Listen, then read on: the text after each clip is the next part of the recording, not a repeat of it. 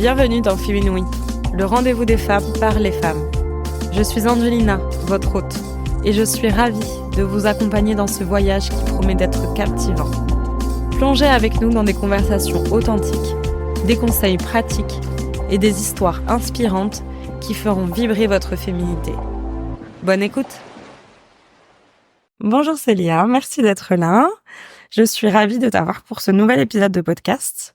Aujourd'hui, on va parler spiritualité. Qu'est-ce que la spiritualité? Selon un philosophe, la spiritualité est l'ensemble des attitudes et des pratiques qui permettent à un individu de s'ouvrir à la dimension divine ou sacrée de l'existence et de trouver un sens profond à sa vie. Je sais pas si cette phrase te parle.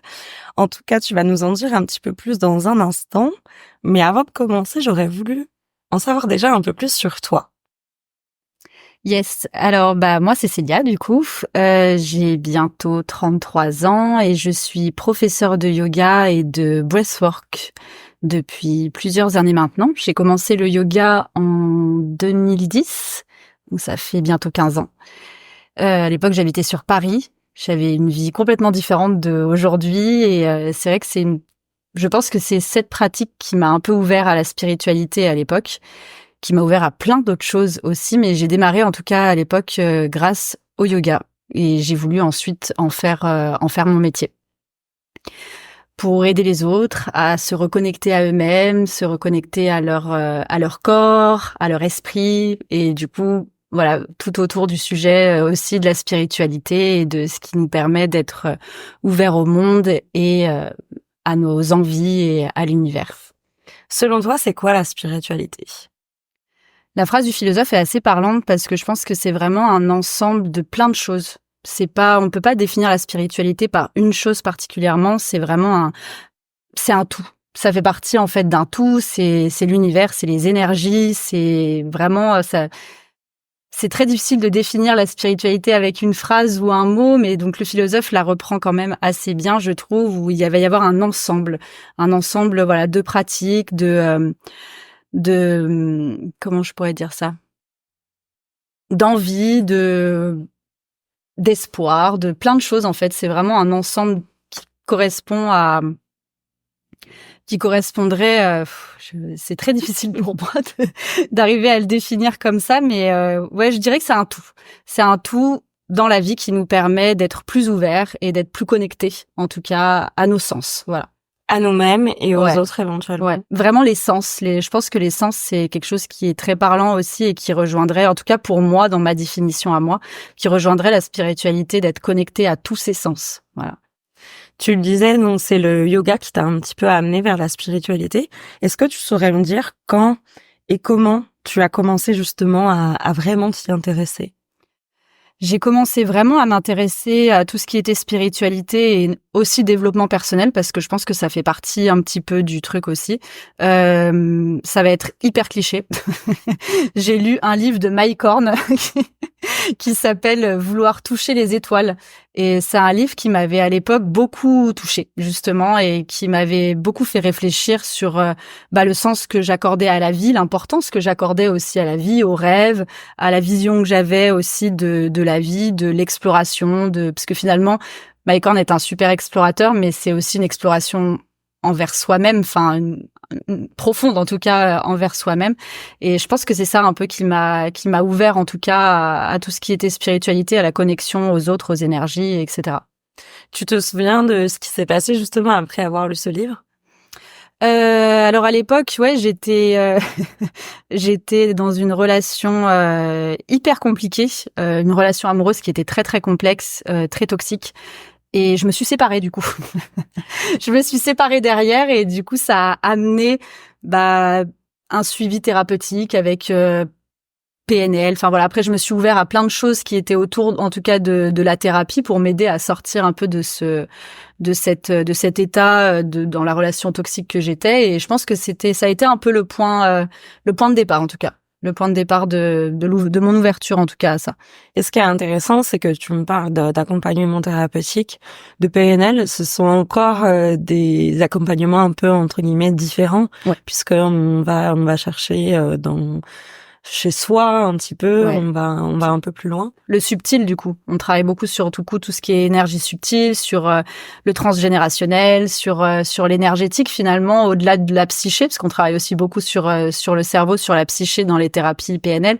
Mais il y a aussi voilà tout un aspect énergétique qui est hyper intéressant et qui du coup pour moi est très connecté à la spiritualité aussi.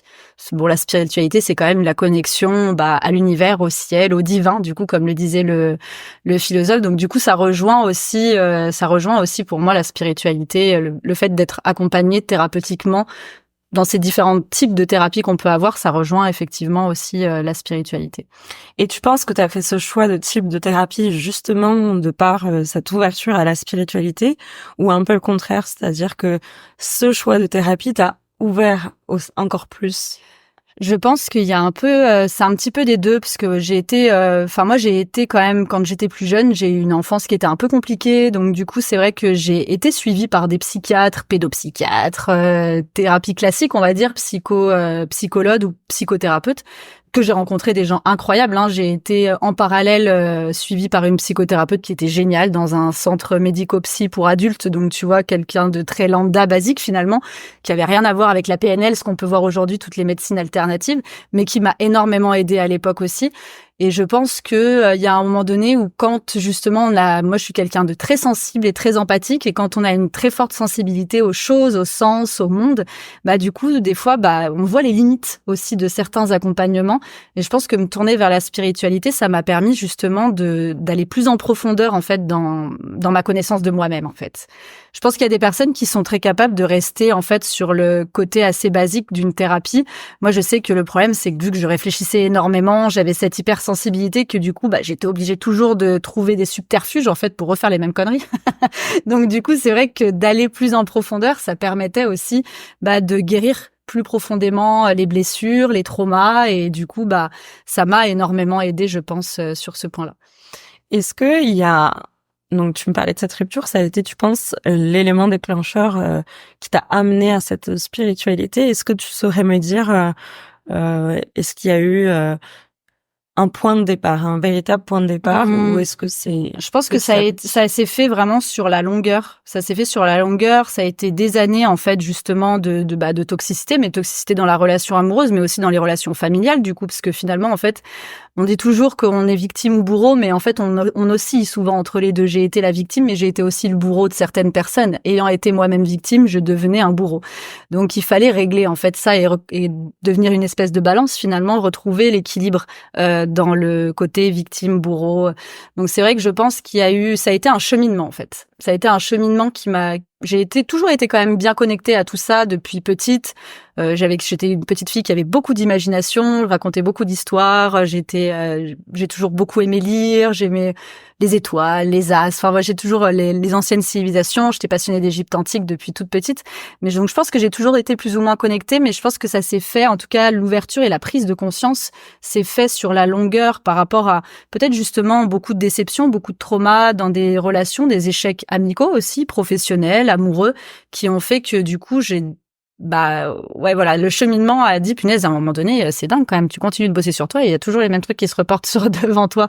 Donc du coup, essayer de comprendre en fait pourquoi ça se représente, pourquoi c'est là, et je pense que ça a été vraiment un travail sur la durée. C'est intéressant parce que du coup, ça confirme un peu ce que tu disais au début, c'est aller au fond de soi, aller chercher à l'intérieur de soi, et c'est un travail sur soi en fait, Oui, la spiritualité complètement. aussi. C'est un voyage. J'aime bien dire que c'est un voyage parce qu'il n'y a pas vraiment de destination, puisque je pense que ça dure toute la vie. Finalement, c'est un voyage qui dure le temps, en tout cas que notre corps physique reste sur cette terre. Donc, il n'y a pas vraiment de destination à proprement parler, mais c'est un voyage, un long voyage à la découverte de soi. Et puis peut-être que l'année prochaine, je te dirai autre chose, et l'année d'après encore autre chose. Donc, c'est mouvant. Pour moi, en fait, le mouvement est constant, et c'est ce qui me rassure de me dire que ça bouge. C'est stagner finalement, tu sais, rester au même endroit et d'être toujours un peu enraciné dans des vieux schémas, etc. Pour moi, ma vérité à moi, c'est j'ai besoin que ça bouge et de sentir le changement en moi. Si je le sens pas, c'est ou qu'il y a des choses qui se répètent, etc. C'est que du coup, il y a peut-être quelque chose d'autre, tu vois. Et concrètement, aujourd'hui, comment est-ce que tu, on va dire, pratiques cette spiritualité? Alors pour moi, l'accompagnement, à côté est hyper important. Alors, ma pratique personnelle de la spiritualité, ça va passer déjà par l'amour de moi-même. Ça, c'est hyper important parce que je pense qu'on a besoin de s'aimer fort soi-même avant de pouvoir donner aux autres. Donc, ça passe par cette connexion à soi-même. Donc, cette connexion, pour moi, passe beaucoup à travers le mouvement. J'adore bouger, donc le yoga, mais aussi toutes les pratiques, parce que c'est vrai que le yoga, on a toujours un peu cette image des asanas, des postures incroyables que l'on peut voir sur Instagram, alors qu'en fait, le yoga, c'est une philosophie, c'est une vraie philosophie avec aussi des principes de vie, de non-violence, etc., qui nous permettent en fait de trouver un équilibre parfait, comme parce que moi j'ai étudié aussi l'Ayurveda, et en Ayurveda, en fait, on recherche cet équilibre des deux polarités, sattva, donc pour atteindre en fait cet état d'équilibre parfait qui nous permettrait du coup un peu la transcendance. Quelle polarité? Homme-femme. Comme en médecine traditionnelle chinoise, le masculin, le féminin, le yin, le yang, etc. Donc ça se rejoint en fait. Il y a beaucoup d'anciennes pratiques qui se rejoignent au niveau des préceptes en fait et au niveau des principes. Donc l'Ayurveda en fait partie, le yoga du coup qui est une branche aussi de l'Ayurveda en fait également partie et on reste toujours à chercher un équilibre. On n'est pas obligé, encore une fois, d'être végane, de jamais boire, de pas fumer, etc. L'idée, c'est d'arriver à trouver en fait cet équilibre qui nous permet d'être dans un état de pleine santé physique et mentale optimale. Donc, on peut très bien faire une sortie, mais le lendemain, aller marcher en forêt. Voilà, il y a toujours un équilibre à avoir, et c'est ça qui est intéressant justement de se rendre compte qu'il y a que nous qui décidons de quel équilibre, vers de quel côté on penche de la balance. Il ne tient qu'à nous d'équilibrer ces polarités. Donc pour moi, ça fait partie, donc le yoga, des pratiques que je vais utiliser. La connexion à la nature est hyper importante. Ça, c'est quelque chose, moi, je sais que j'aurais beaucoup de mal à vivre dans un endroit où j'ai pas une approche de la nature, les animaux. Je suis très, très connectée aux animaux. J'ai notamment une chienne avec qui je suis très, très proche. Mais, la connexion à la nature, le mouvement, la connexion au corps et aussi, donc, pour en revenir, du coup, au thème du podcast, c'est aussi, la connexion aux autres. Parce que le développement personnel, on a un peu tendance à penser que souvent c'est la réussite personnelle, l'ascension de carrière, etc. Alors qu'en fait, oui, c'est bien, mais il y a aussi besoin de rendre. La loi karmique, c'est ça, tu vois, c'est je donne, je reçois. Donc on peut pas toujours prendre, on est obligé aussi à un moment de donner et de se connecter aux autres pour ça, je pense. Donc tu dirais que ta spiritualité aujourd'hui, c'est s'aimer soi d'abord, tu me disais. C'est cet équilibre grâce au yoga et cette relation aux autres, à la nature et en fait à ce qui nous entoure. Tout exactement. La connexion vraiment à son environnement, c'est être complètement à l'aise finalement dans l'environnement dans lequel on évolue et se sentir à sa place. Je pense que ça passe beaucoup par là, ouais. Moi, j'ai quand même une question parce que tu as commencé par ça, par le fait de s'aimer soi et c'est ce que tu retrouves toi grâce au yoga avec cette sorte d'équilibre. Mais comment une personne lambda fait pour s'aimer soi? La question que tout le monde pose. On se la pose tous au moins une fois et c'est vrai que même moi encore aujourd'hui je me la pose parce que comme je te disais c'est constant et il y a des fois on est plus dans le down que dans le up et c'est pas grave. Ça, il faut juste laisser passer les choses. Je pense que s'aimer soi, c'est prendre conscience de ce qui nous fait du bien. Tout le monde est différent. Donc, ce qui marche pour moi marcheront peut-être pas pour toi ou pour quelqu'un d'autre. Mais je pense que c'est arriver à trouver justement son truc. Trouver ce qui nous permet de se lever le matin et de dire, je suis contente de me lever le matin, je suis contente d'être moi. Et donc, il faut tester. Pour moi, en fait, c'est vraiment, j'ai toujours dit que j'étais mon meilleur cobaye, parce que toutes les pratiques sur lesquelles je me suis formée, j'ai essayé, etc., j'ai d'abord fait sur moi-même pour voir à quel point c'était efficace ou non. J'ai toujours été dans mon premier cobaye, et je pense que justement, cette recherche est hyper cool de se dire, allez, tiens, demain, qu'est-ce que j'essaye? Tiens, peut-être que j'ai envie de faire du tennis, peut-être que je vais me découvrir un talent, la peinture, peu importe, faut juste rester ouvert. Je pense pour s'aimer soi, faut arriver à être assez ouvert et tester. Tester sans relâche parce qu'on finit toujours par trouver. Quand on cherche, on trouve. C'est intéressant ce que tu dis, c'est vraiment ça. Je pense qu'il y a ce truc des fois c'est difficile de se rendre compte de ce qu'on aime. Oui. De savoir ce qui nous passionne, de savoir ce qui nous fait du bien, en fait. Carrément. Et trouver ça, c'est un vrai bon début et c'est encore une fois aller vers soi. Ouais. C'est ce que tu disais. Toujours, et s'aimer, c'est se respecter, c'est s'écouter, en fait. Complètement. S'écouter et sans arriver aussi à faire un peu à se mettre aussi dans cette espèce de bulle. Et notamment, tu vois, on en parlait aussi tout à l'heure par rapport à la méditation, qui va nous permettre justement d'être dans cette bulle et à l'écoute. Ça, c'est un formidable outil de reconnexion à soi-même, parce que du coup, là, on est seul avec nous-mêmes, avec tout ce qu'il y a autour, toutes les pensées qui arrivent comme ça, l'abeille qui vole devant toi, la mouche ou le chat qui passe. Donc, on est vraiment dans cette bulle où du coup, là, il y a que nous. Il y a que nous, et je pense que la méditation, pour commencer, moi, j'ai eu beaucoup de mal à méditer. Comme quand j'ai commencé la méditation, ça a été très compliqué parce que moi, j'étais le cerveau qui tourne tout le temps, donc ça tournait dans tous les sens. Ah mince, attends, faut pas que j'oublie de faire ci, faut pas. Et du coup, ça a été très compliqué. Et moi, ce qui m'a beaucoup aidé à l'époque, c'est quand j'ai fait ma formation en Reiki. Parce que du coup, en Reiki, t'as des auto-soins à te faire quand tu pratiques, et de faire en fait cet auto-traitement où tu dois rester pendant tant de minutes sur chaque chakra, tu vois, et ressentir les choses. Bah du coup, ça m'a permis de me connecter en fait plus à moi. Ça a été un bel outil aussi, le Reiki, à l'époque. C'est une bonne transition parce que j'en arrivais à justement tous ces exemples de pratiques spirituelles, parce que c'est vrai que ça peut être compliqué de se dire mais c'est quoi concrètement la spiritualité? Et j'ai noté plusieurs exemples. On a parlé du yoga, on a parlé du breathwork. Il y a justement le Reiki, ces balades en forêt, ces affirmations positives, enfin envers soi, pardon, et envers les autres aussi. Toi, est-ce que tu as des exemples de rituels ou de pratiques, en tout cas, que tu essaies vraiment d'appliquer à ton quotidien? Il y a le yoga, donc. Le yoga, après, il y a pas mal de choses que je fais beaucoup. Alors, il y a des choses que je fais pas depuis très longtemps, justement, parce j'en ai parlé notamment avec une amie il y a peu de temps.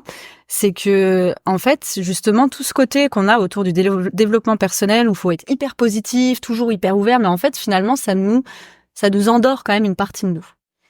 Et moi, je me suis rendu compte que pendant des années où justement, j'étais un peu cette personne qui avait envie d'être aimée, envie d'être appréciée, la Célia gentille, bienveillante, qui aide les autres, etc. Sauf qu'il y avait quand même une partie de moi qui était aussi en colère, parce qu'il y a des choses qui me plaisent pas, et en fait, d'avoir éteint cette partie de ma personnalité, en fait, forcément, ça ressort aussi d'une autre manière, et des fois pas très joliment. Donc souvent par des échecs, par des déceptions. Moi, c'est souvent physiquement, parce que j'ai eu pas mal de maladies chroniques notamment, et voilà, donc on sait qu'aujourd'hui c'est des inflammations. Donc c'est vrai que d'éteindre en fait une partie de soi. Donc c'est pour ça que tout ce qui est affirmation positive, etc., c'est bien. C'est bien pour se donner de la motivation, mais je pense qu'il faut aussi prendre conscience qu'on peut aussi avoir des moments où c'est pas bien, tu vois.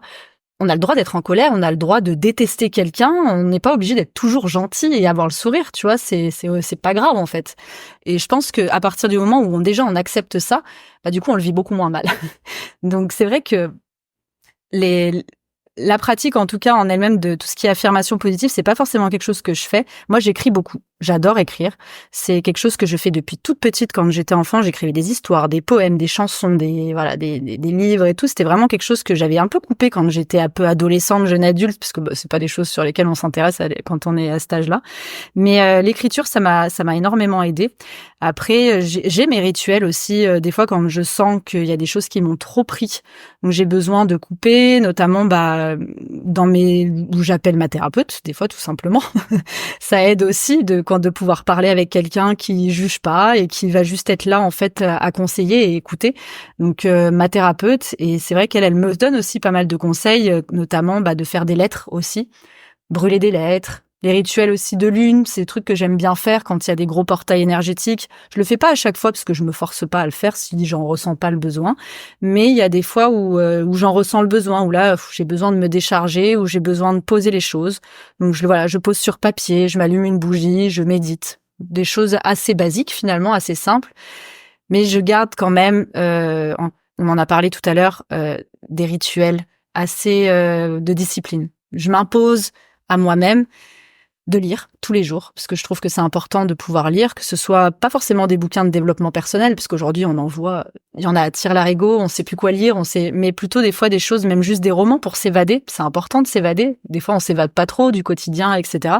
Donc lire, je m'impose de bouger, d'aller marcher ou de faire un peu de yoga, du pilate, enfin un mouvement et méditer. Le matin, en général, c'est ce que je préfère faire. Je me lève le matin, j'essaye de lire une demi-heure avant de prendre mon téléphone. Et ensuite, je fais une méditation, j'essaye une demi-heure. 1 heure. Des fois guidée, des fois je mets juste de la musique, parce que moi j'aime beaucoup le son. Je suis assez attachée au son, mais je pense qu'il faut trouver après son truc. En tout cas, dans ces pratiques, moi, j'essaye de m'imposer quand même une discipline. Parce que je trouve que c'est quand même important d'essayer. C'est un peu comme une question d'hygiène, finalement. Comme on se laverait les dents. Finalement, d'avoir ce truc-là, on se lave les dents tous les jours. Pourquoi est-ce qu'on méditerait pas tous les jours, finalement? Mais c'est de l'hygiène de vie, en fait. Ouais, carrément. C'est carrément une hygiène de vie, d'ailleurs. C'est ça. Et c'est intéressant parce que ces pratiques, du coup, qui seraient et qui sont des pratiques spirituelles, ce qu'on fait, ce sont les pratiques qui te font du bien. On en revient à ce que tu me disais.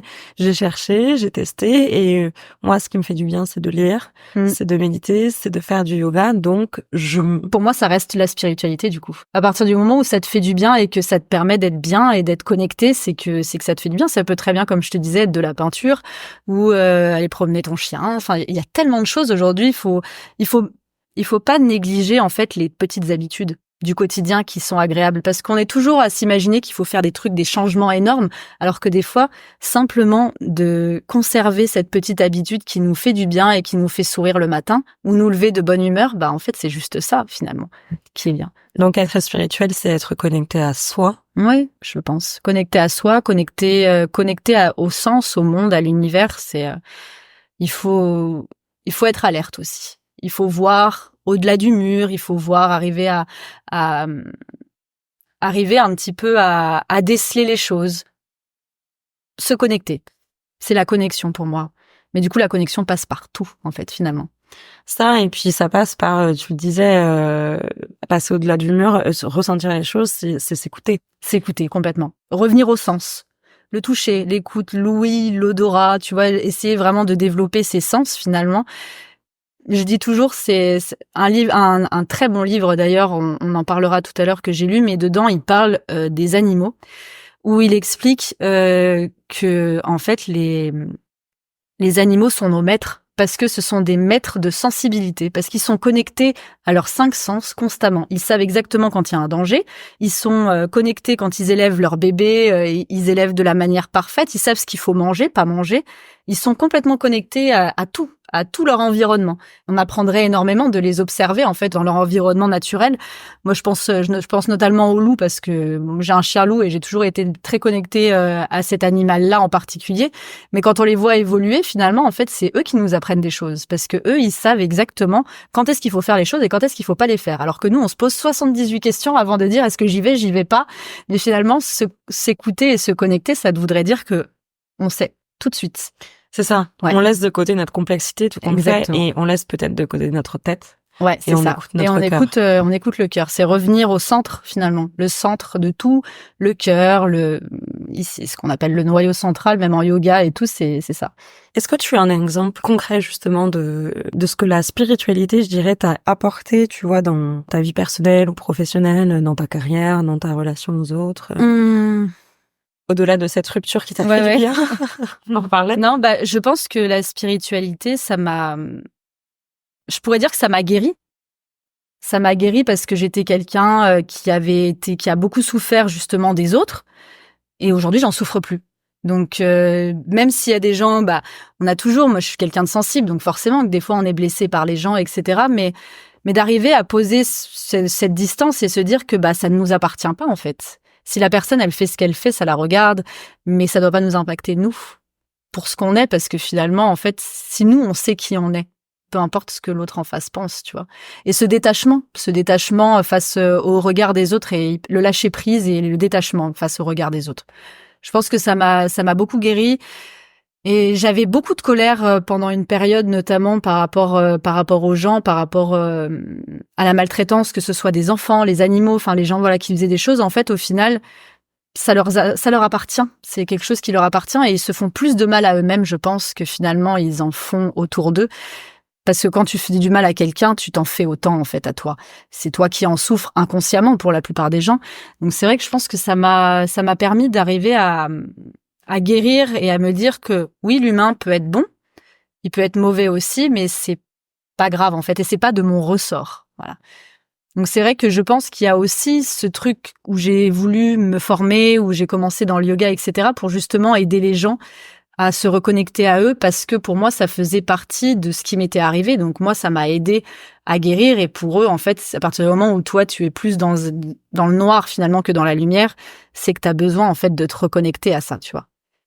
Et comment la spiritualité t'a permis de prendre cette distance? Je pense que, encore une fois, ça n'a pas forcément été un événement clé, ça s'est fait sur la longueur et c'est quelque chose qui se fait encore parce que c'est toujours difficile de se détacher complètement du regard des autres au quotidien, de comment la personne va me regarder, qu'est-ce qu'elle va penser si je dis ça. C'est des choses, les relations interpersonnelles, en fait, on dit toujours, je sais plus quel philosophe qui disait que l'enfer, c'est les autres. C'est vrai. L'enfer, c'est toujours les autres. Mais à partir du moment où tu décides qu'en fait, l'autre est allié et pas ennemi, du coup, tu vois les choses complètement différemment. Et en faire un allié, c'est l'aider, du coup. L'aider aussi. Et c'est ce qu'on parlait, du coup, cette connexion aussi aux autres qui est importante et au monde.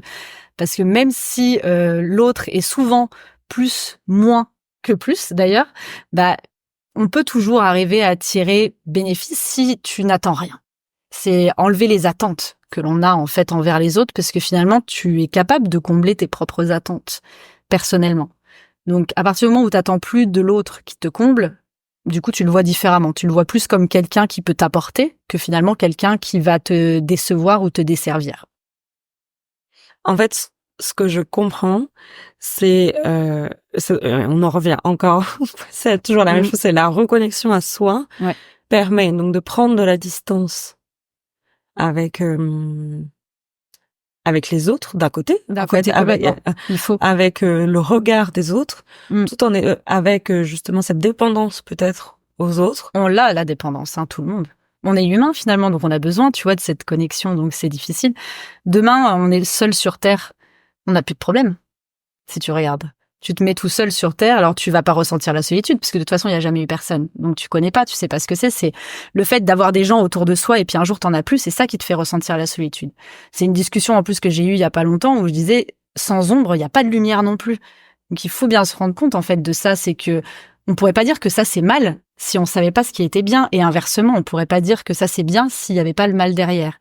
Donc tout dépend ce qu'on en fait. Donc, je pense que la connexion à soi, la spiritualité, elle va vers cette connexion à l'univers et cette connexion à soi pour justement se rendre compte que chacun a une vision de ce qui est bien ou mal. On n'a pas la même perception des choses. Et à partir du moment, et je peux pas te dire, je peux pas te transmettre ma perception, tu vois. C'est toi qui la découvriras peut-être si tu fais un chemin aussi spirituel, et que peut-être que ta perception sera différente. Je le saurai jamais parce que je suis pas à ta place. Et du coup, de pas vouloir contrôler ça, contrôler l'autre à la manière dont toi tu as pu réussir à contrôler ça, bah en fait, ce détachement, il se fait naturellement, et surtout, c'est la paix derrière.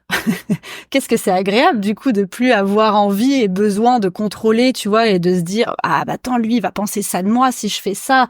C'est quand même hyper reposant, parce que c'est ça en fait, se détacher des autres, ça ne veut pas dire être antipathique entre guillemets et ne pas avoir de compassion. Non. C'est se détacher des autres, c'est d'abord travailler pour soi. Ouais. Et donc du coup, on en revient un peu à cette loi karmique que tu disais, c'est donner et recevoir, mais à bon escient. Exactement. Dans un équilibre. Dans un équilibre, et en plus de la manière pour moi, de la meilleure des manières, parce que du coup, tu vas pas être toxique.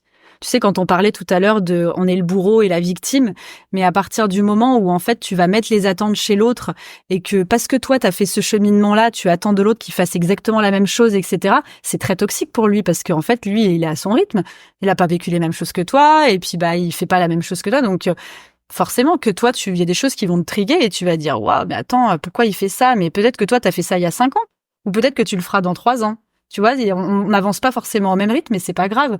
Donc se détacher de ça, de se dire qu'en fait on n'a pas besoin d'avoir d'attente envers les gens, bah en fait c'est reposant. C'est reposant, mais c'est surtout être non égoïste, parce que c'est égoïste finalement d'attendre des autres qui nous comblent ou qui répondent à une certaine demande, tu vois, ou des besoins que l'on a.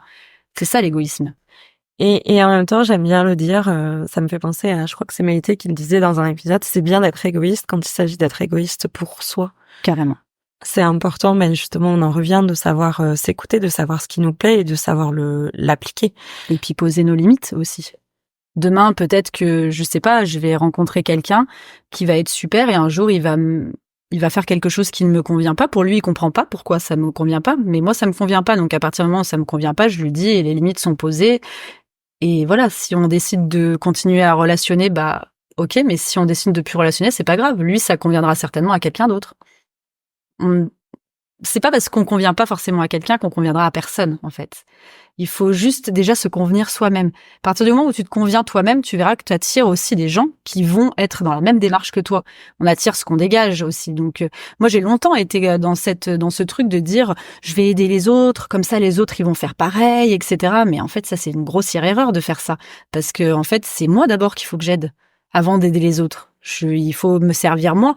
Je peux donner le monde entier sur un plateau aux gens que j'aime, mais si je suis pas capable de le faire pour moi, pourquoi est-ce qu'ils le feraient pour moi, eux? C'est une bonne pré-conclusion, je trouve. Ouais.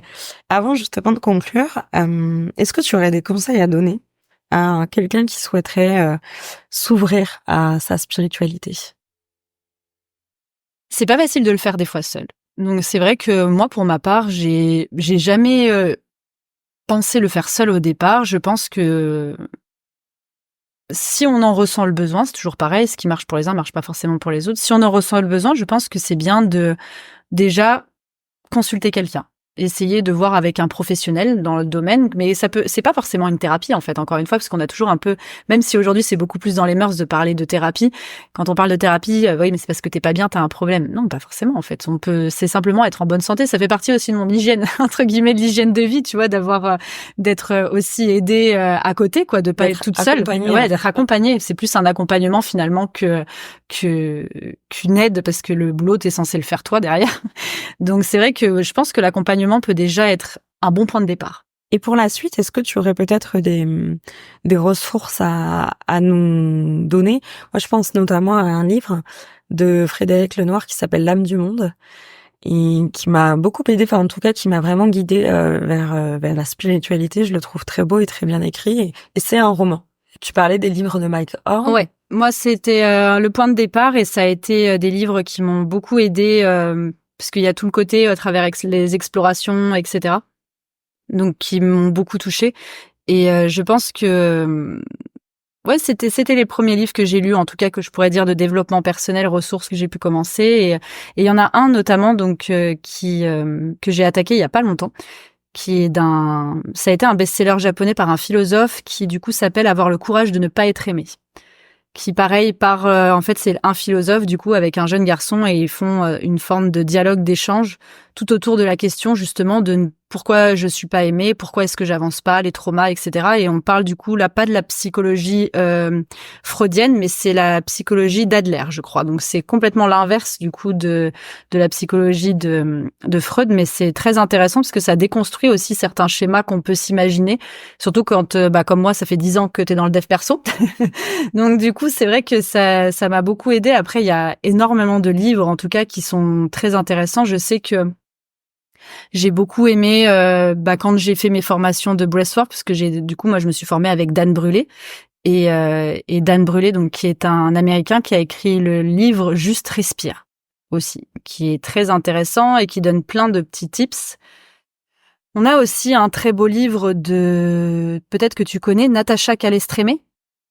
Natacha Calestrémé qui a écrit un livre sur la clé de votre énergie. C'est 22 protocoles de libération émotionnelle qui du coup font partie des fois de certains de mes rituels que j'ai gardés en fait quand je veux couper avec des gens toxiques, etc. ou des situations toxiques et que ça m'a énormément aidé. C'est des protocoles que j'ai intégrés aussi complètement dans certaines de mes routines, on va dire.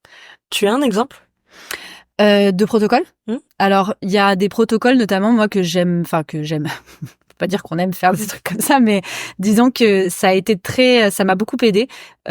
C'était un protocole notamment pour transformer les liens de souffrance en liens de paix. Donc c'est quelque chose en fait où on travaille beaucoup sur la visualisation, visualise la personne en fait qui nous a fait souffrir tout simplement ou avec qui on a quelque chose qui est pas réglé ou quoi. On visualise ce lien et on le transforme.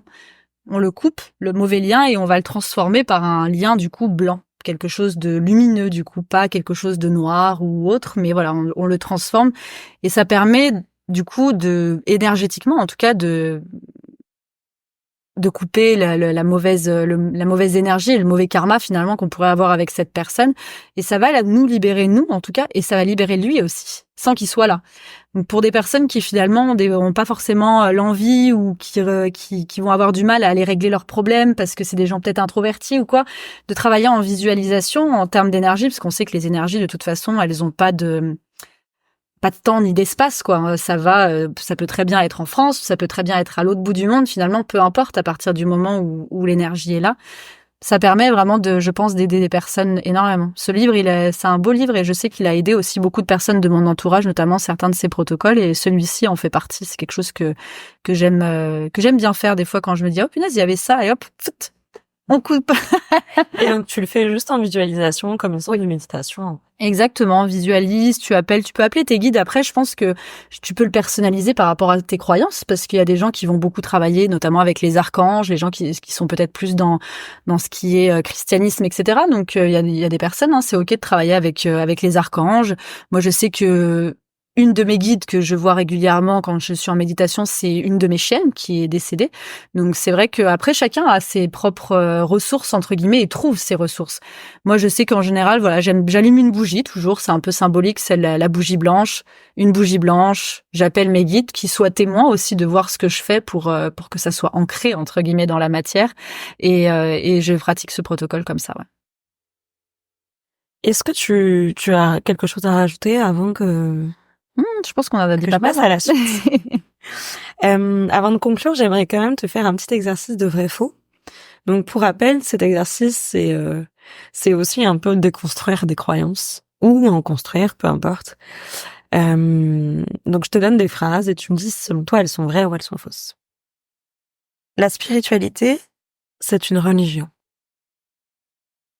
Pour moi, c'est pas du tout une religion, la spiritualité, dans le sens où la religion, c'est quelque chose qui finalement a été un peu inventé entre guillemets. Enfin, moi, dans mon idée, la religion, c'est quelque chose qui a été inventé. On a créé un dieu, etc., qui diffère suivant les religions, etc. Quand on regarde un petit peu finalement tout ce qui est attrait au bouddhisme, donc on parle des religions plus anciennes, on est plus sur des philosophies finalement, des croyances. Je pense que croire, on peut dire qu'on est religieux si on croit. On n'est pas obligé de croire en quelque chose particulièrement. Donc il y a pas ce truc un peu sectaire de la religion qu'on pourrait entendre aujourd'hui dans la spiritualité. Faut le voir plus grand. Faut se dire qu'il y a plus grand que nous de toute façon, et je pense que ça peut faire peur quand on parle de spiritualité justement. Des gens qui vont penser que c'est très religieux, que c'est un peu une secte, etc. Surtout avec tout l'attrait qu'il y a pour le développement personnel en ce moment, avec voilà ce qu'on disait tout à l'heure, les médiums, les tirages de cartes, etc. Il y a un côté un peu New Age de la spiritualité qui revient en fait énormément. Je pense qu'il faut juste le faire consciemment dans sa propre personne et pas se poser de questions plus que ça, quoi. Je pense que c'est aller au-delà en fait, en effet, Ouais. D'une religion, puisque on croit, peu importe ce qu'on croit. En fait, je pense que chaque personne a sa propre spiritualité. Exactement. Et je pense que c'est un peu comme tout, c'est quelque chose qui est intime. La spiritualité, on n'est pas obligé de le crier sous tous les toits, on peut juste le vivre chez soi. Et comme je te dis, ça veut pas dire, c'est pas parce que tu manges pas vegan et que t'es pas en train de méditer 4 heures par jour que t'es pas spirituel. Tu peux très bien être spirituel de bien des manières différentes, en fait. Simplement avoir de la compassion, pour moi, c'est être spirituel. Compassion, bienveillance, mais aussi des fois la colère, accepter qu'on est en colère, qu'on n'aime pas quelqu'un ou que la personne ne nous convient pas en face. Ça reste être spirituel pour moi. La spiritualité, ça veut tout et rien dire. Oui. Oui, ça veut tout et rien dire parce que ça englobe tellement de choses. C'est ce qu'on disait. Ça peut, encore une fois, on peut être spirituel en mangeant de la viande. Enfin, tu vois, il y a la spiritualité, ça englobe tout. C'est tout. On pourrait dire que ça englobe vraiment un tout. Donc ça veut tout dire. Est-ce que ça veut rien dire? Rien dire, non, Je parce sais que pas. ouais. Mais en effet, j'ai envie de reprendre un peu cette définition que j'ai donnée au tout début, parce que je pense qu'elle va encore plus résonner avec tout ce qu'on s'est dit. Mais quand on dit que la spiritualité, c'est l'ensemble des attitudes et pratiques qui permettent à un individu de s'ouvrir à une dimension sacrée ou divine de l'existence. C'est ça. Et d'en trouver un sens profond à sa vie. Je pense que c'est vraiment ça, c'est que cette reconnexion à soi pour s'ouvrir, donc on disait aux autres, mais en fait pas qu'aux autres humains, non, tout. Pas, voilà, vraiment aux autres, à cet univers, si on a envie de l'appeler comme ça, peu importe comment on l'appelle, et à avoir cette finalité de trouver un sens à sa vie. C'est vraiment ça. Je pense que il y a tous ces liens qui sont faits et qui définissent bien justement ce qu'est la spiritualité. Tu le disais, moi je trouve que la spiritualité, ça veut tout dire, dans le sens où ça veut dire ce que toi tu as envie que ça te dise, ça te parle. Ça te parle, exactement. Ça peut parler, comme je te dis, il y a autant de spiritualité qu'il y a d'être vivant sur cette terre. Donc à partir du moment où toi tu sens que c'est comme ça que tu dois être, c'est que c'est ok alors. C'est ça. J'en ai une dernière. Ouais. La spiritualité, c'est pour les personnes qui se sentent seules. Pas forcément. On peut trouver un réconfort dans la spiritualité si effectivement la solitude nous pèse. Mais du coup, quand on commence à travailler dessus, on se rend compte qu'en fait la solitude, du coup, elle est pas si pesante que ça en fait. Des fois, c'est reposant. C'est du bien. Oui, et puis je pense que la spiritualité, tout qu'on fait, c'est se connecter à soi. Donc tout le monde devrait pouvoir se connecter à soi, qu'on se sente seul ou pas. Ça fait tout le monde devrait pouvoir être à l'aise avec seulement soi-même et pas avoir besoin d'être entouré. Même si on est des êtres sociaux et que effectivement il faut échanger, les rencontres, etc. C'est ce qui fait aussi qu'on est qui on est aujourd'hui. Mais je pense que être juste bien chez soi seul et savoir faire des choses seul aussi, tu vois. C'est quelque chose que j'ai souvent remarqué qu'il y a un moment donné où moi ça pouvait m'arriver que je me disais oh punaise bah ouais mais bon je suis toute seule, je vais pas le faire parce que je suis toute seule. Pourquoi? Tu peux très bien si tu veux demain aller manger au restaurant toute seule ou alors marcher seule ou faire du yoga seule, lire, enfin on n'est pas toujours obligé d'échanger avec quelqu'un pour se sentir bien. On doit pouvoir arriver justement à être assez à l'aise avec soi-même pour être seul justement. Je pense que la guérison passe en tout cas par là. Il y avait notamment une de mes thérapeutes qui m'avait fait faire un exercice qui était hyper dur quand c'était au tout début que j'ai commencé. Elle m'avait dit, moi j'avais un gros problème de confiance en moi, énorme, et elle m'avait demandé de me mettre quand j'étais chez moi tous les jours, de me déshabiller, de me mettre nue devant un miroir et de me regarder. Et du coup, là, c'est première minute, enfin même les premières secondes, je m'étais mise à pleurer parce que c'était horrible du coup de faire ça. Et je pense que on pourrait demander à n'importe qui aujourd'hui d'essayer de faire cet exercice quotidiennement jusqu'à ce que le reflet que tu vois dans le miroir, en fait, te convienne. Et ça, c'est chouette après. Franchement, je pense que mais pour le coup, une très belle conclusion. J'encourage n'importe qui écoute cet épisode à tester cet exercice. Je te rejoins. Je me suis imaginée quand tu me l'as dit, je me suis dit waouh, ok. Et donc du coup, je trouve que c'est d'autant plus fort que moi en tout cas, ça me parle et que je vais essayer. Ouais, essaye, on en reparlera. C'est ça. En tout cas, merci pour cet échange, merci pour tous ces mots, pour avoir je pense aussi bien mis en valeur la spiritualité et pour que ça puisse résonner aussi. Moi, on en parlait déjà en off, mais c'est un sujet qui me touche beaucoup. Je trouve que ça apporte énormément de réussir à se reconnecter à soi. J'ai changé moi mon quotidien aussi grâce à ça, et donc j'ai changé ma manière de vivre et ma manière de me regarder, de m'accepter et de regarder les autres aussi. Donc essayez, n'ayez pas peur de vous poser la question de qu'est-ce qui est fait pour moi et d'essayer de le faire et de vous reconnecter à vous-même. Essayez de vous aimer tout compte fait. Carrément. Pour moi, si je pourrais dire un truc par rapport à la spiritualité, en fait, c'est juste croire. Voilà. Peu importe en quoi, si ton rêve c'est d'aller élever des chèvres au fin fond du Tibet, crois-y et vas-y. Et finalement, c'est ça, en fait, la spiritualité. C'est continuer de croire, malgré tout. En l'humain, en l'univers, en les autres, en ce qui va arriver de bon derrière. C'est vraiment la croyance, en fait. La croyance. Merci beaucoup, Célia. Merci à toi pour l'invitation. Est-ce que j'aurais pas une dernière petite question histoire de finir sur un truc fun. Je réfléchis, mais je me dis, tu as certainement une anecdote à nous raconter sur justement toutes ces pratiques spirituelles que tu as pu vivre. Est-ce qu'il t'est arrivé un petit moment quand même amusant? Il y a eu une fois où j'en rigole encore et je dois encore avoir la vidéo dans mon téléphone portable. Quand j'ai commencé le breathwork, je m'amusais à me filmer pendant mes sessions de breathwork. Et il y en a une, je l'ai faite, mais j'avais pas forcément envie. J'étais pas dans le mood, je sais pas, j'étais pas très bien et tout. Et j'ai dit, bon, allez, c'est pas grave, il faut le faire. J'étais un peu dans mon truc de me dire, il faut s'imposer quand même un peu, des fois, des certaines pratiques. C'était avant que je me forme. Enfin, c'était vraiment au tout début. C'était peut-être ma 3e ou 4e session de breathwork. Donc, ça remonte un peu. Et en fait, je l'ai très mal vécu. Ça a été horrible. J'étais vraiment, mais pas bien du tout.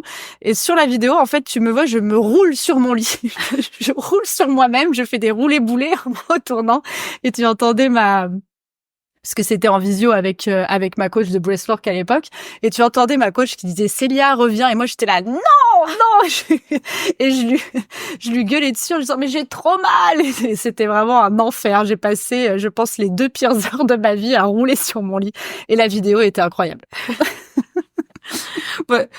Est-ce qu'on la mettra en extrait? Ça restera entre... Peut-être si je la retrouve, je vous mettrai un morceau, mais c'était à mourir de rire, ouais.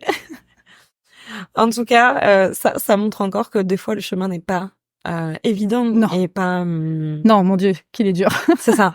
Et pas tout tracé, mais c'est ok. Et mais justement, mais croyez-y, quoi. C'est ça. Il faut y aller. Merci encore. Merci à toi. Merci à toutes et tous pour votre écoute et pour être restés jusqu'au bout de cet épisode. Encore merci pour votre soutien. D'ailleurs, si vous pouviez prendre une petite minute pour noter ou commenter cet épisode, ça me serait d'une grande aide. Et pour ne rien louper, n'hésitez pas à nous suivre sur nos réseaux sociaux, Féminouille Podcast.